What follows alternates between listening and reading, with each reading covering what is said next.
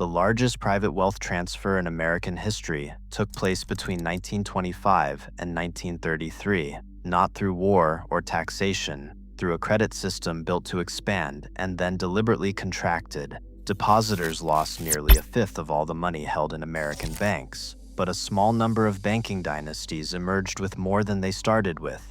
This was not luck, and it was not genius. It came down to 3 decisions made before the crash by people who could see the architecture the public could not. The question is whether anyone is positioned the same way today. Before the First World War, the average American household did not borrow money. Borrowing was something farmers did against a harvest, or something a business did against inventory. A family spent what it had, not what it expected to have. By the middle of the 1920s, that relationship had been turned completely around. A new economy had been built, and its foundation was consumer debt.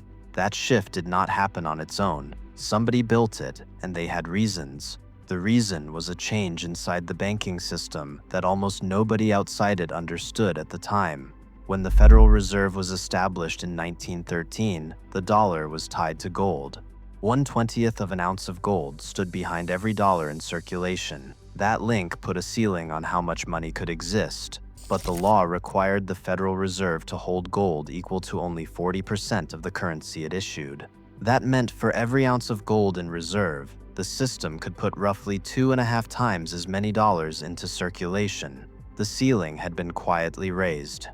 The people inside the system had a word for what they had done. That word, flexibility, was the one used inside the system to describe what had happened. It sounds neutral, and it was anything but. Flexibility in a monetary system always means the same thing. Somebody is now allowed to create claims faster than the real thing behind them grows. The question that decides everything is who holds those claims when the gap between the paper and the gold finally has to close. In the 1920s, that question had a quiet answer, and it was being arranged years before anyone needed it. What that flexibility actually created was a flood of new credit that needed somewhere to go. It went into the American middle class. Automobile loans, which had barely existed a decade earlier, expanded so fast that by 1930, roughly 2/3 of all cars in America were bought on installment credit. Most of them financed through the arm General Motors had created for exactly that purpose. Department stores extended store credit, and the stock market opened its doors to ordinary people for the first time, on borrowed money.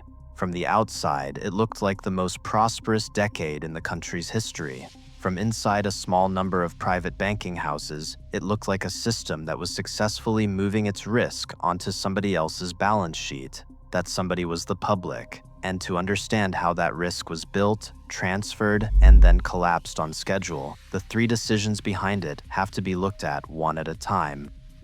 The first decision was made in 1927, and it had nothing to do with the stock market. It had to do with the rule book. Every central bank in Western history before the Federal Reserve had carried an expiration date. The Bank of England operated on charters that had to be renewed. The first and second banks of the United States were both allowed to die when their charters ran out, precisely because the government wanted the option to shut down an institution and walk away from it when the public turned against it. The Federal Reserve was created the same way, with a 20-year limit written into its charter. In 1927, that limit was removed. The McFadden Act granted the Federal Reserve a perpetual charter. The expiration was gone, and with it went the renewal vote, the one moment when the public, through Congress, could decide whether the institution had earned the right to continue. The people who pushed for that change were not strangers to it. The architecture of the Federal Reserve had been drafted 17 years earlier, in 1910. At a private meeting, most of the men present spent the rest of their lives denying. 7 of them boarded a rail car in New Jersey under instructions to use only first names. They traveled to a hunting club on Jekyll Island, off the coast of Georgia, and spent 9 days writing the framework of what would become the Federal Reserve Act. The names matter because they explain whose interests the system was built to serve.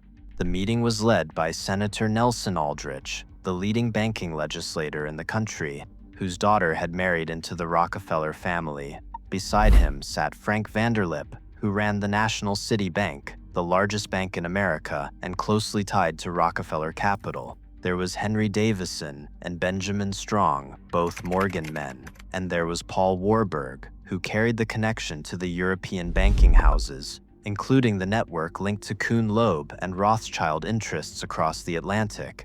The same handful of names runs through every stage of what came next. The men who designed the institution had just helped make it permanent, and 2 years later, the system they had built would face the largest test in its history. Some of them were ready for it. Officially, the meeting on Jekyll Island never happened. The participants denied it for years, which is a strange amount of effort to deny a duck hunting trip. The second decision was not a single event. It was a process, and it ran for most of the decade. The risk that had been created by all that new credit had to be moved off the books of the people who created it and onto the books of the people who could least afford to carry it. By the autumn of 1929, money borrowed to buy stocks had reached roughly $8.5 billion. To put that against something solid, that figure exceeded the entire annual federal budget of the United States. There was more money borrowed to gamble on the market than the entire government spent to run the country. Ordinary investors were borrowing at rates that climbed into the teens, confident that stocks would keep rising fast enough to cover the cost. There is a problem buried inside that arrangement, and the banks extending the credit understood it perfectly. A loan at 9% only works while the asset rises faster than 9%. The day prices stop climbing, that same 9% stops being a cost of doing business and becomes a countdown. The people who issued those loans knew exactly how that countdown ended. The trap was in the structure of the loan itself. A margin loan in 1928 could be called at any time, with as little as 24 hours notice. An investor could put down 10% and borrow the other 90% to buy stock. While prices rose, it looked like genius. But the moment the price dropped even slightly, the lender could demand the rest of the money back immediately. The investor had to sell stock to cover it. That selling pushed prices down further, which triggered the next margin call, which forced the next sale. The borrower was no longer an investor, but a forced seller who did not know it yet. This is the part the families who built the system understood, and the public did not. A credit expansion does not end quietly. It ends when somebody decides to stop feeding it, and the people positioned to decide that were the same people who had spent the decade lending into it. The phrase used for it later, inside Federal Reserve correspondence, was the punch bowl. The party continues only as long as the bowl stays full. The institution that filled the bowl could also take it away, and between 1928 and 1929, it began to take it away, raising interest rates 3 separate times. Each increase tightened the same margin loans that were holding the entire market in the air. The third decision is the one that separates the families who lost everything from the families who came out the other side larger. It is the decision about timing, about when to be inside the market and when to already be gone. The people closest to the system did not wait for the crash to tell them it was coming. Through the second half of 1928, large holders began quietly unwinding their stock positions, not in a single dramatic sale that would have spooked the market, but gradually, through trusts and holding companies, the kind of slow exit that leaves almost no visible footprint. There is a story everyone tells about this, and a record that says something colder. The popular version says one of the era's richest men sold out because a shoeshine boy gave him a stock tip, and he realized the market had become a mania. It is a charming story. The paper trail is less charming and more specific. The capital had already begun shifting out of overpriced stocks and into cash, into treasury instruments, and into hard physical assets before any shoeshine boy entered the picture. One family signed a land lease in the heart of Manhattan in October of 1928, 1 year before the crash, for what would become the largest private construction project in American history. When October of 1929 arrived, the market broke. It kept breaking for 3 years, until it had lost almost 90% of its value from the peak. More than 9,000 banks failed, close to a third of every bank in the country. Depositors lost roughly 1 out of every $5 held in the banking system, around $1.33 billion at the time. The farm economy, which had been deliberately wired into this credit system over the previous decade, had no ground left to stand on. For one small group, none of this was a disaster. It was the opening they had waited for. But the families that had moved to cash and treasuries before the collapse were now sitting on the one thing that had become priceless. They held money, while everyone around them was forced to sell, and they began to buy. What the families did next is the heart of the whole story. Between 1929 and 1933, distressed assets across America changed hands at 10 to 20 cents on the dollar against their 1928 values. Railroad bonds, regional banks, commercial real estate, entire companies, all of it changing hands at a fraction of what it had been worth. The banks themselves were among the assets being bought. When a local bank failed, its loans, its deposits, and its buildings did not disappear. They were absorbed by an institution that still had cash. With 9,000 banks gone, the survivors did not just outlast the competition. They acquired it at the bottom of the market with the backing of capital that had been moved to safety before the collapse. The Mellon banking group was one of the clearest examples of this, and the full breakdown of how it operated through the Depression is in the previous video on this channel. The man at the center of it makes the whole pattern impossible to miss. Andrew Mellon sat at the center of the setup. He served as Secretary of the Treasury from 1921 until 1932, through the entire credit expansion and the collapse that followed, while his family's banking interests operated in the market he helped oversee. According to the memoirs of President Hoover, Mellon's advice during the worst of it was blunt: liquidate labor, liquidate stocks, liquidate the farmers, liquidate real estate. The public was advised to sell into the bottom, that is, after all, where buyers are needed. That Manhattan construction project broke ground in 1931 in the depth of the Depression, when labor and steel and concrete cost a fraction of their 1928 prices.